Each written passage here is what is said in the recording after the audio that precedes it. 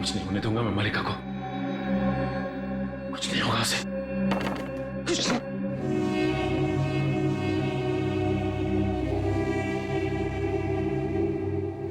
मलिका को कुछ हो तो नहीं किया? कुछ नहीं हो सकता उससे। दहशत।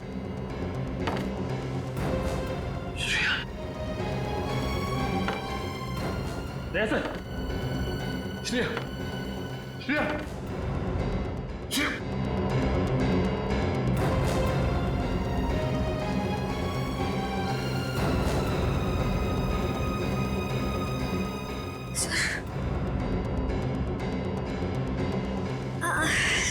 मेरे सर में बहुत दर्द हो रहा है।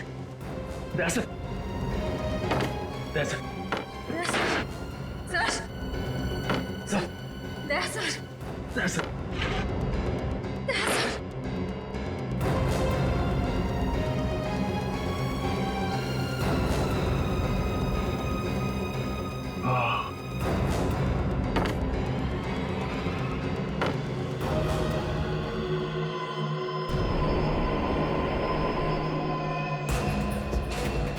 लाड़ी वाला खूनी।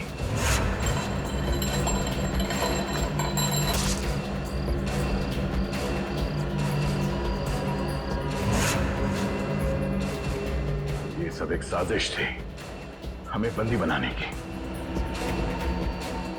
क्या सर?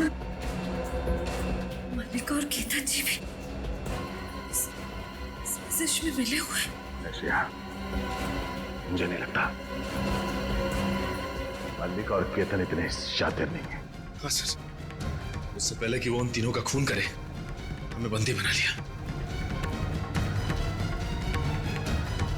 सर, अगर हमारे यहाँ छूटने से पहले उसने उन लोगों को मार दिया तो? नहीं, ऐसा कुछ नहीं होगा। हम यहाँ से बाहर भी जाएंगे और उन्हें बचाएंगे भी। हमारे हाथ पैर बंधे हुए हैं, दिमाग तो खुला है।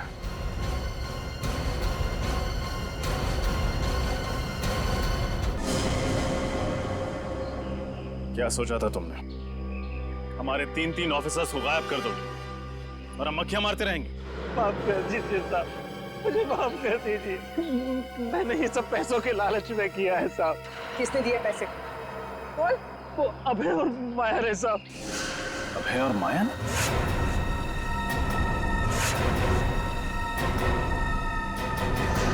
वो एनजीओ वाले जिन्होंने ये सेमिनार ऑर्गेनाइज किया था?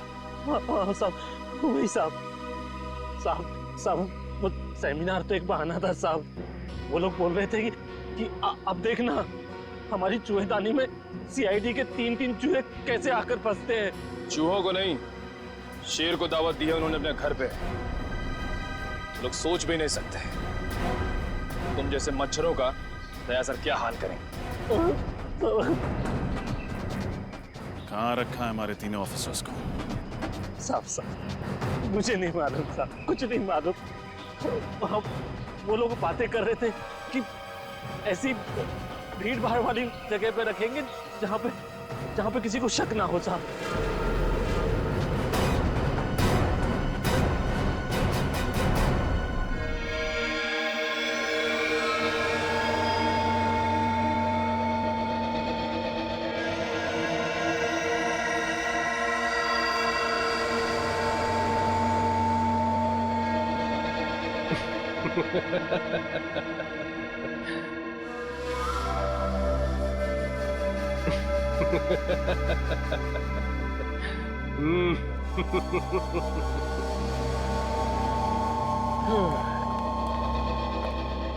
बॉस अंदर आ जाए।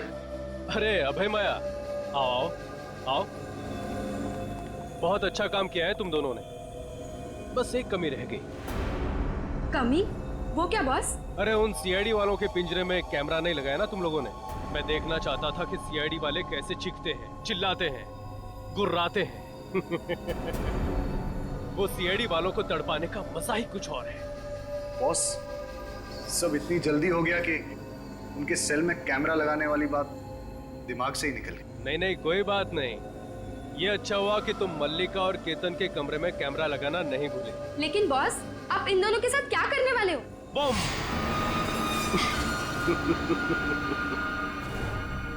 मार दूंगा उन्हें। और सीआईडी वालों को भी। इन 3 बेगुनाह लोगों को ना बचाने के पछतावे में ये सीआईडी वाले खुद ब खुद मर जाएंगे। लेकिन बॉस, मल्लिका और केतन के अलावा वो तीसरा कौन है जिसे आप मारने वाले हो? वो तीसरा ही तो है तुरुप का इक्का, जिसकी मौत से सीआईडी वालों के हौसलों की भी मौत हो जाएगी। तुम बस देखते जाओ। बॉस, हमारा काम तो हो गया है, तो क्या हम किक्कर छोड़ के जा सकते हैं? तुम दोनों कुछ दिनों के लिए अंडरग्राउंड हो जाओ। तुम दोनों के पैसे तुम्हारे बैंक अकाउंट में ट्रांसफर कर दिए गए हैं। Thank you boss. अब होगा सीआईडी का सर्वनाश।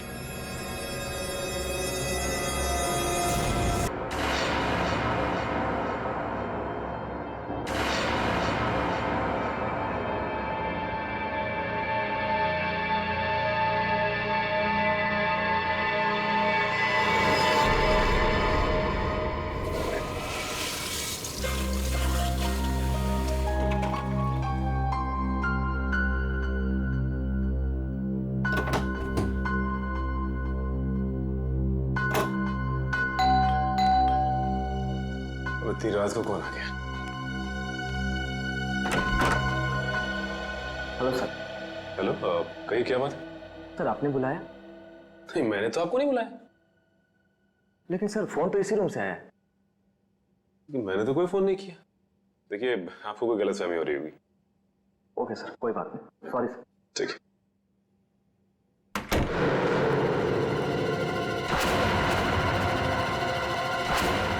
कमाल है, मैंने तो कोई फोन किया ही नहीं, तो फिर फोन कहां से?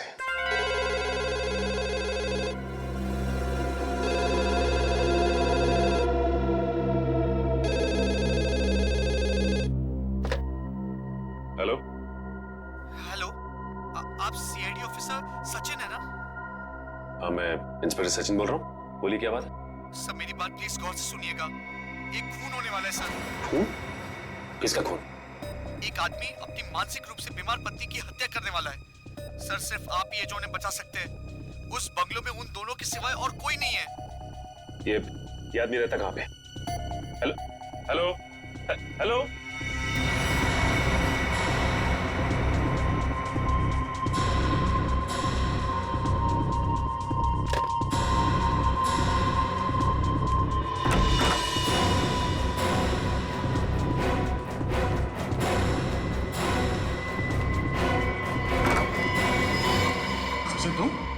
क्या? एक आदमी का फोन आया था, उसने कहा किसी की जान को खतरा है। सर, मुझे भी ऐसा ही एक फोन कॉल आया था। तुम्हें भी फोन कॉल आया? क्या कहा उस फोन करने वाले ने? सर वो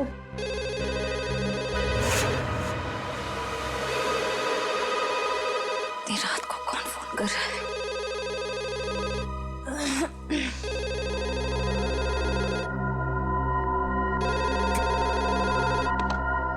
हेलो इंस्पेक्टर श्रेया सीआईडी से। जी बोल रही हूँ। जी मैं आपको बताना चाहती हूँ कि एक बुजुर्ग की जान को खतरा है। उनके रिश्तेदार उन्हें दौलत के लिए मारना चाहते हैं। कौन बोल रही हैं आप? कहाँ से बोल रही हैं? देखो मैं कौन हूँ, कहाँ से बोल रही हूँ ये जरूरी नहीं है। आपके पास सिर्फ 48 घंटे हैं उन्हें बचाने के लिए। Hello hello.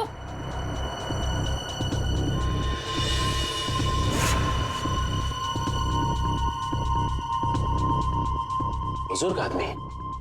सर, मुझे जिस आदमी ने फोन किया उसने ये बताया कि एक मानसिक रूप से बीमार पत्नी को उसका पति मारना चाहता है।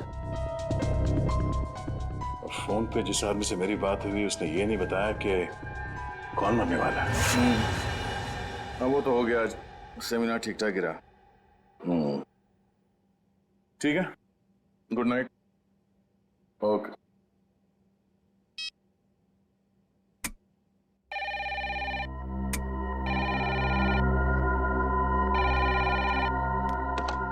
हेलो, वो कुल्हाड़ी वाला खूनी वापस आ गया है। अगले 24 घंटे में एक नया शिकार करने। बचा सकते हो तो बचा लो उसे। Hello hello hello. एक बुजुर्ग, एक पत्नी और एक कुल्हाड़ी वाला खूनी। अब ये क्या चक्कर है? तीनों की जान बचाने के लिए सबसे पहले हमें ये पता करना पड़ेगा कि फोन किसने किया था। चलो।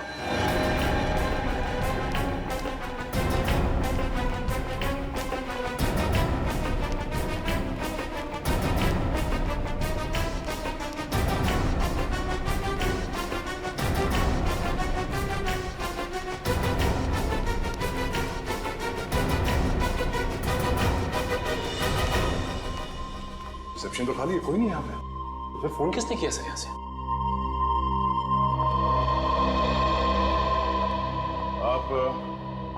आप यहाँ के रिसेप्शनिस्ट हैं? हाँ जी, कोई प्रॉब्लम? हमारे कमरों में जो कॉल्स अभी अभी आपने ट्रांसफर किए थे, वो किसने किए थे? मैंने? नहीं तो। और बिना गेस्ट की परमिशन के हम कोई फोन कॉल ट्रांसफर नहीं करते सर। अगर आपने फोन कॉल ट्रांसफर नहीं किया तो हम तीनों के कमरे में फोन कॉल कहाँ से आया? सर ट्रस्ट मी, मैं इस बारे में कुछ भी नहीं जानती हूँ। प्लीज मेरा यकीन करिए। वैसे कितनी देर पहले आपको ये कॉल्स आए थे? ये तकरीबन 5 मिनट पहले की। पर 5 मिनट पहले मैं रिसेप्शन पे नहीं थी सर। मैं कुछ काम से बाहर गई थी। ओह, शायद इसी बात का फायदा उठा के किसी ने यहाँ से कॉल ट्रांसफर किया है। रूबी, क्या बात है? कोई प्रॉब्लम है क्या? सर इन लोगों का कहना है कि इनके कमरे में कुछ फोन कॉल्स आए हैं। और पर सर मैंने फोन कॉल ट्रांसफर नहीं किया। देखो, गेस्ट इज ऑलवेज राइट। मेहमानों के साथ इस तरह से बहस नहीं किया करते। अगर ये लोग कह रहे हैं कि फोन कॉल्स आए हैं तो डेफिनेटली आए होंगे। अच्छा, रिसेप्शन के अलावा किसी और जगह से हमारे कमरों में कॉल ट्रांसफर किया जा सकता है? नहीं सर। ओह, इसका मतलब है कॉल ट्रांसफर यहाँ रिसेप्शन से ही किया गया है। मगर सर, हाँ सर, जाने से पहले मैंने चंदर को यहाँ रुकने के लिए कहा था। ये चंदर कौन है? हमारे स्टाफ का मेंबर है सर। और ये चंदर इस वक्त कहाँ है? कहाँ है?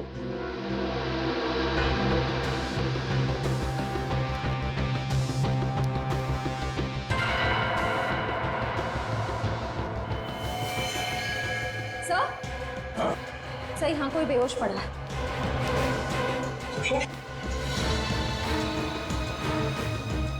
मैम प्लीज जरा पानी लेके आइए। या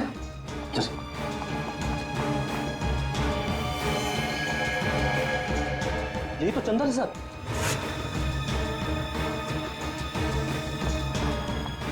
ये लीजिए सर।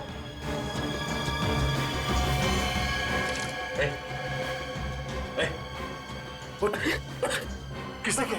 हाँ? कैसे हुआ? सर, मैं यहाँ पर बैठा था, किसी ने मेरे सर में बहुत जोर से मारा। कौन था वो? चेहरा देखा उसका? हाँ सर, वो एक औरत और एक आदमी।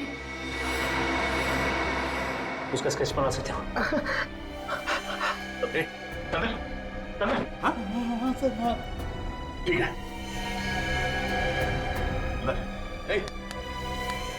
मैनेजर साहब, एम्बुलेंस को फोन करो, हॉस्पिटल ले जाना पड़ेगा इसे, जल्दी।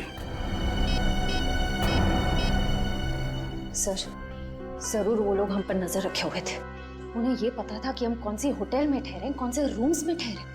हाँ सर, अगर इन हादसों के बारे में उन्हें हमें बताना ही था तो सुबह जब हम सेमिनार में आए थे वो भी बता सकते थे। इतनी रात को फोन करके बताने का क्या मतलब? ये सब एक इत्तेफाक नहीं है, सोचा समझा गया प्लान है ये। पहले हमारा यहाँ किक्कर जैसी जगह पे सेमिनार के लिए आना, उसके बाद हमारे कमरों में फोन कॉल्स। पहले में ये पता करना होगा कि वो 3 लोग कौन हैं जिन पे हमला होने वाला है। हाँ अभिजीत, छोटा सा शहर है ये किक्कर, मगर पता तो करना पड़ेगा ना कि कौन है वो बीमार औरत जिसका पति उसे मारना चाहता है, और वो बुजुर्ग जिसके पोते पोतियां उसकी जान लेना चाहते हैं। नहीं, हमारे आने की जरूरत नहीं है। श्रेया गई है पता करने के लिए, आ रही होगी। अच्छा अभिजीत, सिर्फ ये पता करना कि हमारे क्रिमिनल डेटाबेस में ऐसे कौन अपराधी है जो कुल्हाड़ियों से खून करते हैं और जो हाल ही में जेल से छूटा हो। Okay, thanks. सर, हाँ? सर, पूरे किक्कर शहर में 6 औरतें जो दिमागी तौर से बीमार हैं। उनमें से 4 औरतों का ट्रीटमेंट हॉस्पिटल में चल रहा है और 2 औरतें हैं जो घर पर रहती हैं। उन 2 औरतों में से एक औरत है जो शादीशुदा है, मल्लिका। और वो बुजुर्ग? सर, ये है वो बुजुर्ग की फोटो। इनका नाम केतन है, किक्कर शहर के सबसे बड़े रईस हैं। अगर इन्हें कुछ हो जाए तो इनकी पूरी जायदाद उनके पोते पोतियों को जाएगी। मल्लिका और केतन, इनके घर चल के देखना पड़ेगा। सर क्यों ना मल्लिका के पति और केतन के रिश्तेदारों को हम गिरफ्तार कर लें? नहीं श्रेया, जुर्म करने का सोचना गुनाह नहीं है, जुर्म करना गुनाह है। इन लोगों को बिल्कुल भनक नहीं लगनी चाहिए कि हमें सब पता चल गया है। रंगे हाथों पकड़ना है इन सबको। सर, हाँ, ये रहे उन दो लोगों के स्केच जिन्होंने चंदर पर हमला किया और उसे बेहोश किया। ये दोनों तो... हाँ सर, ये दोनों वही हैं जो हमें सेमिनार में मिले थे।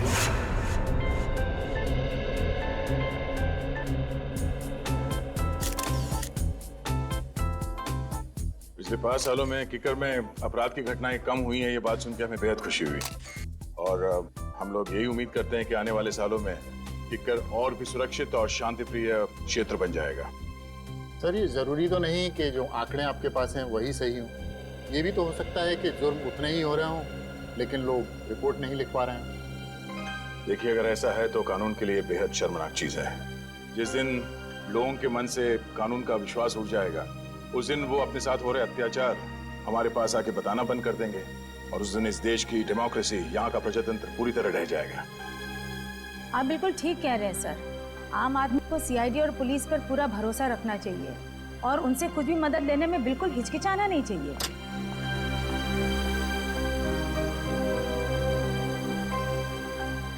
चलिए सर, खाना खा लेते हैं। हमारा अगला सेशन 3 बजे तक शुरू हो जाएगा, तो आप सबसे निवेदन है कि प्लीज ठीक समय पर आ जाइए।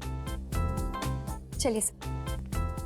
सर प्लीज, सीआईडी टीम की एक साथ फोटो। श्योर।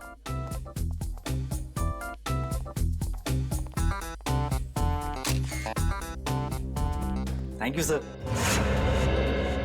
इन दोनों के बारे में अभय और माया से पता करो, और इन दोनों को उनके ऑफिस बुलाओ।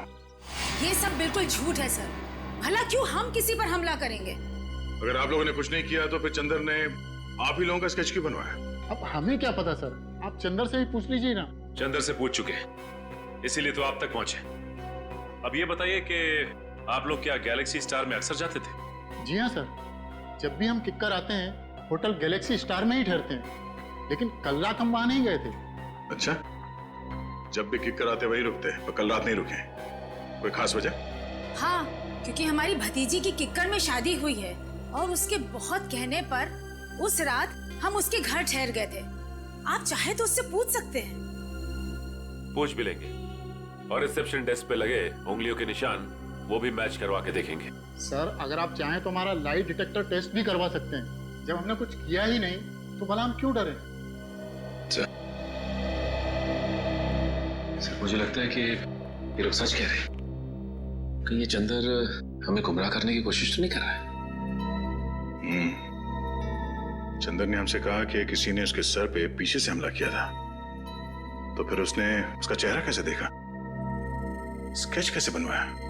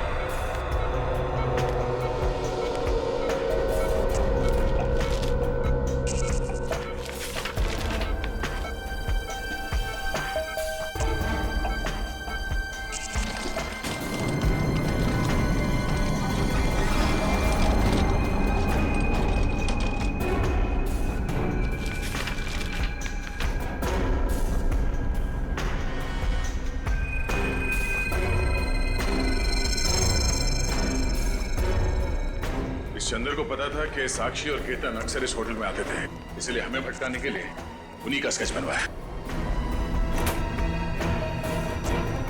अरे, ये चंदर कहाँ गया? इसी रूम में रखा था उसे सर।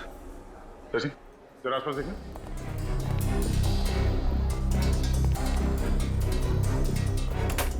सिस्टर, इस कमरे में वो चंदर नाम का जो पेशेंट था, कहाँ गया? सर, वो तो अपने कमरे में ही था। किसी ने बाहर निकलते हो तो देखा नहीं उसे। सर, हाँ सचिन। सर, ये खिड़की तो बंद है, यहां से तो भागा नहीं, लेकिन ये कपड़े छोड़ गया। इसका मतलब है मरीज के कपड़े फेंक के भेष बदल के भागा वो यहां से। ये चंदर कोई पुराना पापी लगता है। जेलर साहब, आपकी नॉलेज में ऐसे जितने भी मुजरिम हैं जिन्होंने कभी ना कभी कुल्हाड़ी को अपना हथियार बनाया हो, जी हाँ, सबकी डिटेल्स चाहिए मुझे। Thank you very much. कुछ पता चला? हाँ सर, किक्कर इलाके के ऐसे 3 लोगों के क्रिमिनल रिकॉर्ड्स मिले जिन्होंने कभी ना कभी कुल्हाड़ी से कोई जुर्म किया हो। कौन कौन है वो? सर, एक का नाम है कमला, 35 साल की औरत है। इसके सास ससुर इसे दहेज के लिए परेशान करते थे। एक दिन तंग आकर इसने उन पर कुल्हाड़ी से वार कर दिया। कौन सी जेल में? सर, बिंजलपुर जेल में थी। पिछले हफ्ते वहां आग लगी और 6 कैदी फरार हो गए, उनमें से एक ये भी थी। और बाकी दोनों? सर, एक का नाम है नरुआ और एक का नाम है जग्गा। नरुआ ने अपने मकान मालिक पर हमला किया था और जग्गा ने अपने सौतेले पिता पर। नरुआ के खिलाफ कोई सबूत नहीं थे तो अदालत ने उसे छोड़ दिया और जग्गा को मानसिक मरीज बताकर असाइलम भेज दिया गया। नरुआ, जग्गा और कमला रेडी? अपने खबरियों को बता दो, किक्कर इलाके में इन तीनों में से कोई भी दिखाई दे फौरन इन्फॉर्म करें हमें। Yes sir. Hello, Aadya? Oh no, Chandar. ठीक है दया, उसके बारे में सारी इंफॉर्मेशन निकालते हैं हम लोग।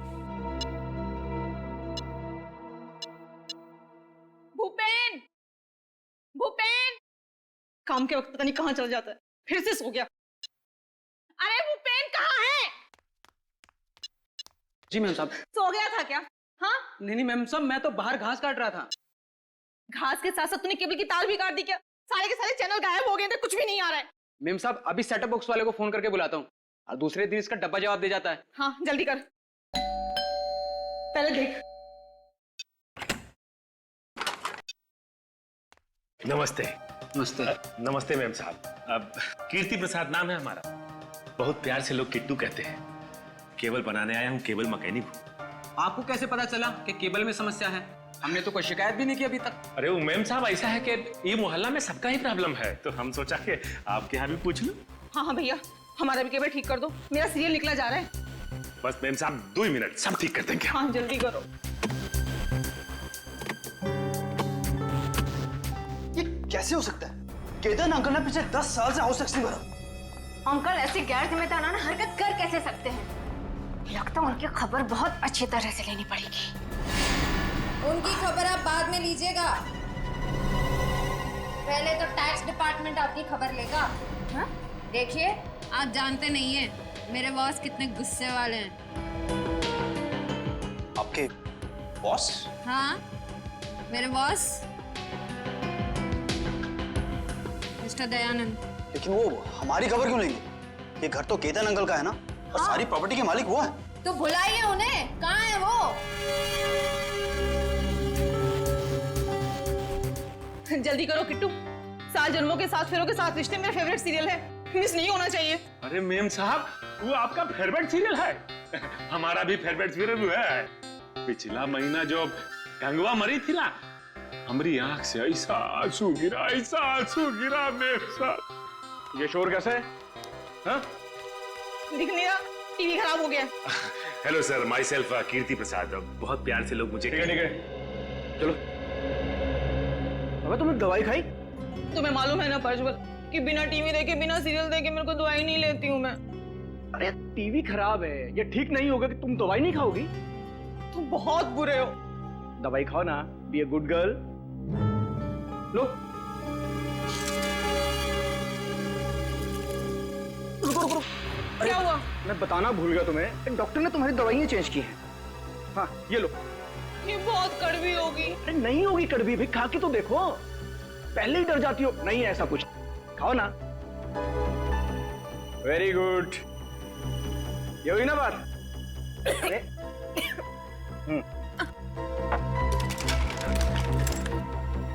साहब क्या है कि आपका सेटअप बॉक्स में बारिश का वाटर घुस गया है, तो हम शाम को आगे आता हूँ।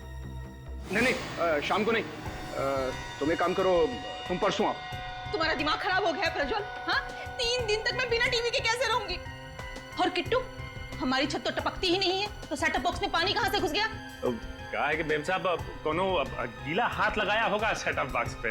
ये इस बिपिन ने लगाया होगा। गुस्सा मत करो ना, सब ठीक हो जाए। सुनो सही, मेरी अच्छी बीवी हो कैसे रहूंगे? तो क्या है मेम साहब के हमारे पास वो सुखाने के लिए पंप नहीं है, तो हम लेके आते हैं। हाँ भैया।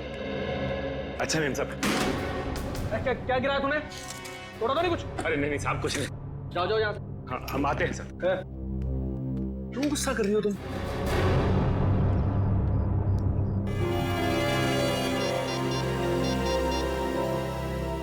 बस सर लगता है आज रात मालिका का पति कुछ ना कुछ करने वाला उसके साथ। नमस्ते, मेरा ही नाम केतन है और मैं अजय जी, इनका बिजनेस पार्टनर। केतन जी, मेरा नाम दयाश्री है। मैं यहाँ आपके हाउस टैक्स के बारे में बात करने आई हूँ। बात यह है कि आपने पिछले 10 सालों से हाउस टैक्स भरा नहीं है। क्या कह रही हैं आप? क्या हम लोगों ने हाउस टैक्स नहीं भरा? हमने भरा तो है। दयाश्री जी, मुझे लगता है आपको कहीं ना कहीं गलतफहमी हो रही है। जे साहब, मुझे कोई गलतफहमी नहीं हो रही। अगर आपने हाउस टैक्स भरा होता तो हमारे रिकॉर्ड्स में भी होता। देखिए, आप जानते नहीं मेरे बॉस कितने गुस्से वाले हैं। अच्छा ठीक है। देखिए, मैं परसों आपके टैक्स ऑफिस आ जाता हूँ और सब कुछ ठीक कर देता हूँ, लेकिन मुझे लगता है कि कहीं ना कहीं रिकॉर्ड्स ऊपर नीचे हो गए होंगे। परसों क्यों? कल क्यों नहीं? मैं अपने बॉस से क्या कहूंगी?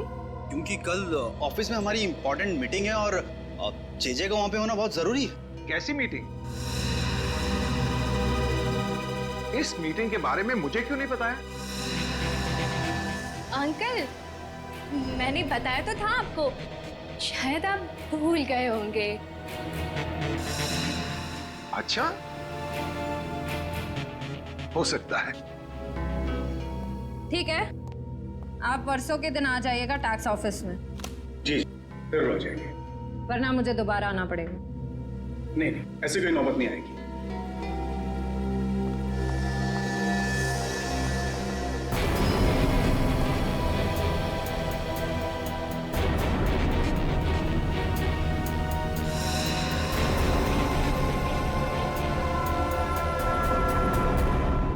केकर से भागा? हॉस्पिटल से? नहीं, मुझे नहीं लगता, बहुत दूर गया होगा। हाँ? नहीं, जैसे ही कुछ पता चलता है मुझे इन्फॉर्म कर। तेरे को जितना बोला गया है उतना कर, ठीक है? चंद्र के बारे में कुछ पता चला? हमारे रिकॉर्ड्स में कुछ इन्फॉर्मेशन है? हाँ सर, उसी फोटो को स्कैन करके मैच करने की कोशिश कर रहे। पूर्वी, थोड़ा जल्दी करो। चंद्र हमारे हाथ से निकलना नहीं चाहिए। सर बस 2 मिनट। हाँ दया सर। यस सर, उसी काम में लगे हुए हैं। सर जैसे ही चंद्र की कोई इन्फॉर्मेशन मिलती है मैं आपको फोन करता हूँ। Yes sir. सर। हाँ बोलिए। सर, चंद्र की इन्फॉर्मेशन मिल गई सर। ये देखिए सर, चंद्र का असली नाम मुंगेरी है। ये एक छोटा मोटा चोर है और कई बार जेल के चक्कर काट चुका है। अभी इसका बैंड बजाते सर, सीआईडी को चकमा देकर भाग रहा था। रहता कहाँ है? सर, इसका कोई परमानेंट एड्रेस नहीं है। जब भी जेल से छूटता है तब नया ठिकाना बना लेता है। बड़ा ही पहुंचा हुआ खिलाड़ी है। आज तो आएगा ही। कब तक आंख में चोली खेलेगा हमारे साथ? सर, इस चंद्र तक हम पहुंचेंगे कैसे? वो है ना हमारा खिलाड़ियों का खिलाड़ी, वो ला के देगा हमें चंद्र की कुंडली। कौन सर? तुम्हारा दोस्त ढेंचू। ढेंचू? हाँ फ्रेडी, ढेंचू को चंद्र की सारी इंफॉर्मेशन दे दो। उससे कहो कि घंटा पूरा होने से पहले मुझे उसका ठिकाना चाहिए। Yes sir.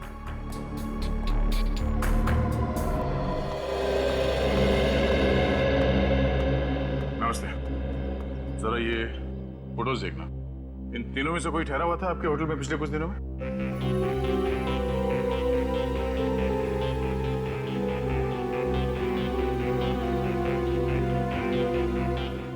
ठीक है, थैंक यू। नहीं सर, ये तीनों तो नहीं आए थे, पर एक अजीब सा आदमी आया था जिसकी दाढ़ी थी और दिन में काला चश्मा पहन के रखा था और उसके पास में आईडी कार्ड भी नहीं था। आईडी प्रूफ नहीं था और आपने उससे होटल में ठहरने दिया? नहीं सर, बगैर आईडी के तो हम किसी को होटल में नहीं ठहराते। पास में ही सेवापूर्ण नाम का गेस्ट हाउस है, मैंने उसे वहां भेज दिया। सेवापूर्ण गेस्ट हाउस? हाँ सर, ऐसा एक आदमी आया तो है यहाँ पर, 10 दिन से यहीं पर रुका है। अभी भी होटल में ही है? जी नहीं, अभी तो बाहर गया है, शाम तक ही लौटेगा। बिना आईडी के तुमने उसे 10 दिन यहाँ पे ठहरने दिया? हाँ? जानते हो ना ये गैर कानूनी है? सरकार के नियमों को तोड़ा है तुमने। गलती हो गई सर, आगे से किसी को भी बिना आधार के नहीं रुकने दूंगा। जरा ये फोटो देखो, इन दोनों में से कौन था वो? नहीं सर, इनमें से तो किसी के जैसा नहीं दिखता। उसकी तो दाढ़ी थी सर। दाढ़ी मुझ नकली भी हो सकती है, ध्यान से देखो और पहचानो कौन है वो। नहीं सर, दाढ़ी हटाने के बावजूद भी वो इनमें से किसी के जैसा नहीं दिखेगा। अच्छा, तुम्हारे होटल में सीसीटीवी कैमरा है जहाँ पे उसका चेहरा देख सकते हैं? नहीं सर, छोटा सा गेस्ट हाउस है, गलती से कभी कभार 1-2 लोग आ जाते हैं, वो सीसीटीवी कैमरा अफोर्ड नहीं कर सकते ना सर। उसके बारे में कुछ बता सकते हो? कब उठता है, कहाँ जाता है, कब लौटता था वो? नहीं सर, उसके आने जाने का तो कोई ठिकाना नहीं था। कभी कभी सुबह निकल जाता था, कभी दोपहर को, कभी शाम को जल्दी लौट आता था, तो कभी कभी रात के 3-4 भी बज जाते थे सर। अच्छा,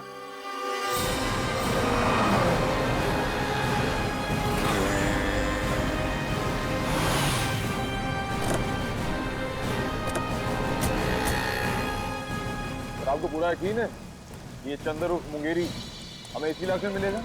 बेचू ने तुम यही बताया था और उसकी खबरें अक्सर सही होती। और वैसे भी चंदर अपना कर वाला काम निपटा चुका है, तो ये बात तो तय है कि हॉस्पिटल से भागकर वहां नहीं जाएगा। तो ये भी तो हो सकता है कि हॉस्पिटल से निकलने के बाद चंदर किसी और शहर चला गया। होने को तो कुछ भी हो सकता है निखिल, लेकिन चंदर का अपना घर यहाँ इस शहर में, चल के देखते हैं।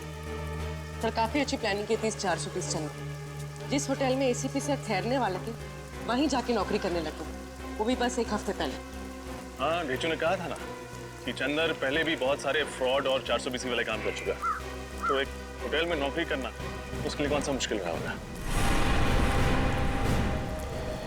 सुनिए, ये आदमी चंदर, इसका घर कहाँ है? सामने दुकान पे पूछ लीजिए। Thank you.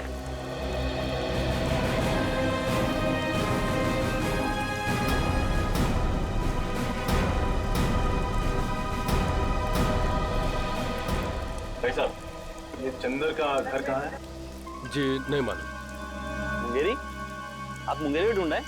हाँ, मुंगेरी और चंदर। मिले तो उससे कहिएगा कि मेरे पैसे लौटा दे। 6 महीने पहले उसने मुझसे 10,000 रुपये उधार लिए थे, कहा था 1 हफ्ते में लौटा दूंगा, अभी तक 10 रुपये नहीं लौटाए। हाँ, बोल देंगे, लेकिन वो रहता कहाँ? वो सामने वाला घर है साहब, वो सामने वाला। Thank you. सर, केतन जी के पोते पोती सारिका और रोहित, उनका केतन जी के साथ बर्ताव बहुत ही बुरा था। जब मैंने केतन जी से कहा कि कल टैक्स ऑफिस में आ जाइए, तो रोहित और जेजे ने साफ बहाना बना दिया कि हमारी कोई मीटिंग है, हम परसों आएंगे। हर बात को घुमाने की कोशिश कर रहे थे। हाँ सर, और ये जो प्रज्वल मलिका को दवाइयाँ दे रहा है, उन दवाइयों के रिपोर्ट के मुताबिक इन दवाइयों में ट्रैंकुलाइजर है। अच्छा, और सर ये दवाइयाँ मेंटल पेशेंट्स को नहीं दी जाती। और तो और सर, उसने मुझे भी शाम को आने से मना कर दिया, जैसा केतन के घर पे हुआ था। मतलब हमारा शक सही निकला, यही वो लोग हैं जिनकी हमें तलाश थी। अब बस इस सेवापूर्ण गेस्ट हाउस से हमें कुछ पता चल जाए। सर, ये एक बहुत ही शातिर खिलाड़ी है, हमें बहकाने की कोशिश कर रहा है। हाँ, पर ये बात तो तय है कि जो फोन कॉल्स हमें आए थे वो सही थे। 3 लोगों के खून होने वाले हैं, कोई तो है जो हमें चुनौती दे रहा है। सर, एक बात अभी तक पता नहीं चली कि तीसरा आदमी कौन है जिसका खून होने वाला है। हमें इन तीनों जगहों पर नजर रखनी होगी। अगर हम सही दिशा में जा रहे हैं तो बहुत जल्द पता चल जाएगा कि तीसरा खून किसका होने वाला है।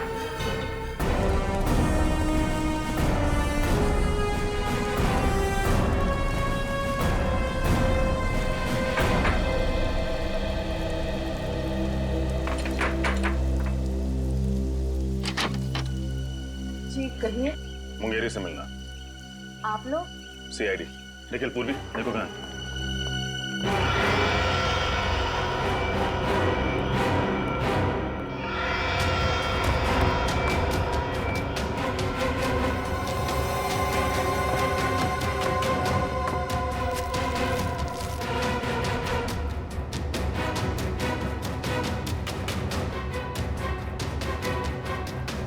साहब, मुंगेरी घर पे नहीं है। आप उसे बचाने की कोशिश मत कीजिए। ये जूते, ये बैग उसी के हैं ना? हाँ, आज सुबह ही लौटा है वो किक्कर से। एक बहुत ही बुरी माँ रही हूँ मैं।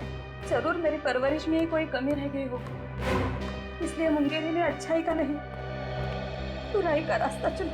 सर, मुंगेरी घर पर। देखिए, कोई माँ बुरी नहीं होती। आई एम श्योर आपने उसे अच्छे संस्कार ही दिए होंगे। ये उसकी बदकिस्मती है कि जुर्म की दुनिया की चकाचौंध के सामने उसने अपना जमीर बेच दिया। इसीलिए आज तक मैंने कभी उसे बचाने की कोशिश नहीं की। 2 साल से तो वो जेल में ही था। अभी 2 हफ्ते पहले अचानक किसी ने उसकी जमानत करा दी। उसकी जमानत करा दी? किसने? ये तो खुद मुंगेरी भी नहीं जानता। उसे नोटों से भरा एक लिफाफा मिला और साथ में एक चिट्ठी जिसमें लिखा था कि उसे किक्कर जाके कुछ तो काम निपटाना है। ओह, तो इस प्लान का मास्टरमाइंड कोई और ही है। उसे मुंगेरी की जरूरत है सीआईडी को गुमराह करने के लिए, और उसी ने उसकी जमानत करवाई। मुंगेरी इस वक्त कहाँ मिली? अभी तो वो बापू बाजार गया है। कह रहा था कि उसे किसी से पैसे लेने हैं। जरूर उस मुजरिम से ही पैसे लेने होंगे जिसने ये पूरा प्लान बनाया है। बापू बाजार।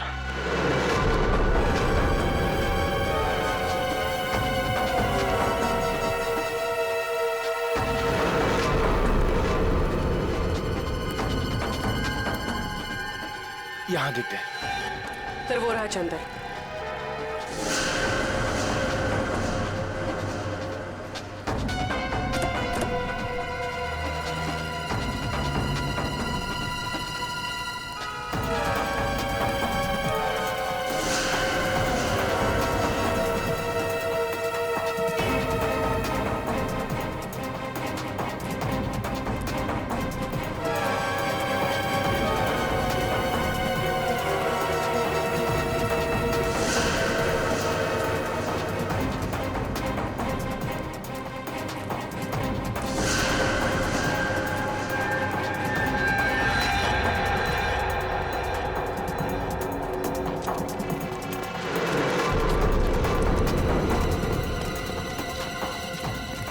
किधर गया यार? देख है वो देख। अच्छा, इधर से। चल चल चल चल।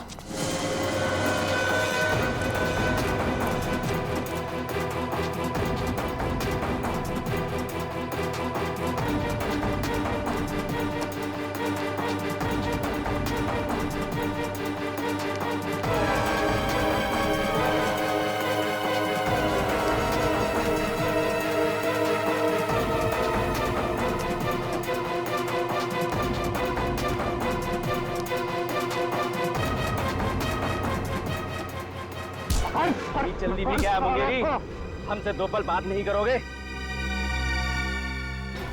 वैक्सीन वैक्सीन बैग दे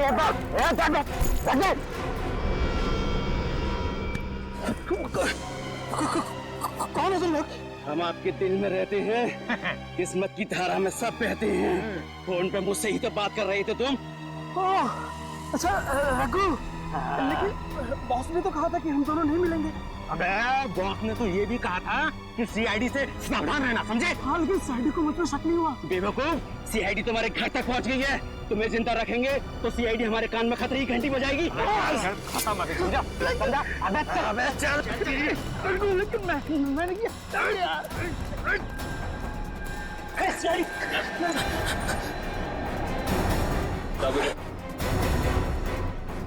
खतरे की घंटी भी बजाएंगे और इंसाफ की लोरी भी सुनाएंगे। मुझे कुछ नहीं मालूम साहब, मुझसे तो सिर्फ इतना कहा गया था कि मुंगेरी को खत्म कर दो सर। किसने कहा था? किसने कहा था? बॉस ने कहा था, बॉस ने। कौन है तुम्हारा बॉस? सर, कुशल। कुशल? सर, कुशल तो वो होटल मैनेजर है। सर, उसी ने मुझसे कहा था सीआईडी को सारे फोन कॉल्स करने के लिए। मुझे तो ये भी नहीं पता है कि मरने वाले कौन है और मारने वाला कौन है। निखिल, ले जाए ना। चल। हट। हट। अपनी किकर वाली टीम को इन्फॉर्म करना पड़ेगा। पता नहीं क्या चल रहा है इस कुशल की खोपड़ी में। ध्यान से देखो सीढ़ी। ये मुझे क्या हो रहा है? मेरा सर क्यों चकरा रहा है? हाँ? कौन सी गोली दी है? मलिका लगता है वो दवाई ने ना साइड इफेक्ट कर दिया। हम डॉक्टर के पास ही जा रहे हैं। लगता है ये लोग मल्लिका का काम तमाम करने जा रहे हैं। गोदाम में आग लग गई, जीजे ने मुझे फोन करके बताया क्यों नहीं? अंकल आपको फोन करने की कोशिश की थी, आपका फोन बंद था। मैं अपना कभी फोन बंद नहीं रखता। अंकल प्लीज जल्दी चलिए, आखिर देखें तो सही कि नुकसान कितना बड़ा हुआ है। चलो।